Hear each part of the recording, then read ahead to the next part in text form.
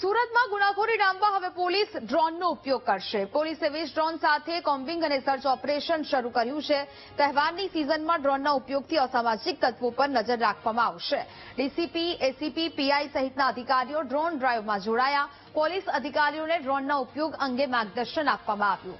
Police કમિશનરે લિંબાયત ગ્રાઉન્ડમાં ડ્રોનનું નિરીક્ષણ છે તે કર્યું છે।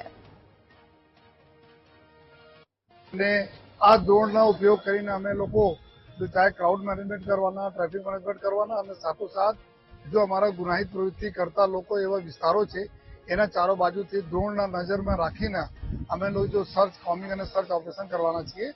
તો આ એક ફૂટેજ એના લઈને એના એવિડન્સ તરીકે જો કોર્ટમાં અમે પ્રસ્તુત કરવાના છીએ અને આ આવનાર દિવસોમાં જબ તહેવારોનું સિઝન ચાલુ થઈ રહ્યા છે ત્યારે આ ડ્રોનના મદદથી તમામ પ્રકારના લો ઓર્ડર કંટ્રોલ કરવામાં પોલીસને ખૂબ મદદ મળવાના છે।